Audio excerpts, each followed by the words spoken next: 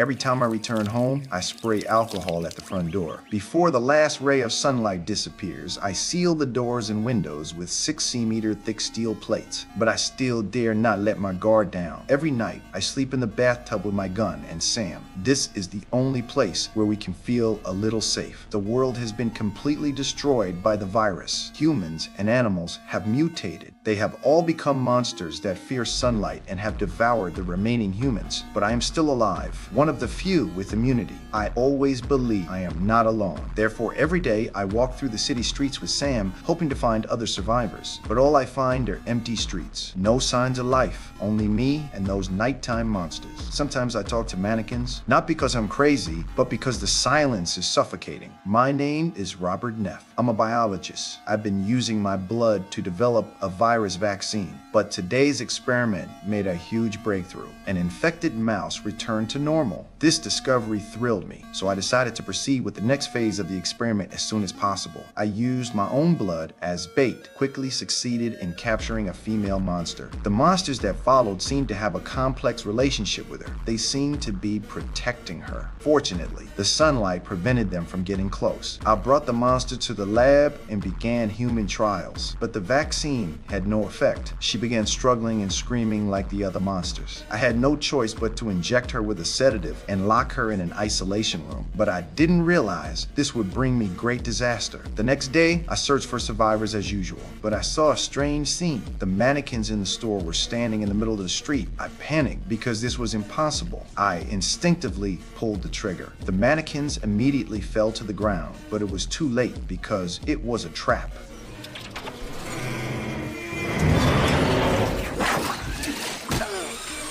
I hit my head and quickly lost consciousness. When I woke up, the sun was about to set. Once darkness fell over the city, the monsters would emerge. So I struggled to cut the rope, but when I landed, I accidentally stabbed my thigh with the knife. I screamed, and my voice echoed throughout the city. Then I saw the monster release the infected dogs. The sunlight was my only protection, but it was fading quickly. I forced myself to retreat despite the pain, trying to reach for the handgun on the seat. As the last ray of sunlight disappeared, the infected dogs immediately charged toward me. Sam immediately stepped forward. I quickly grabbed the gun and fired all the bullets. Though all the infected dogs were eliminated, Sam was bitten. At this point, it could mutate at any moment. I took Sam home and injected it with the vaccine, but it was already too late.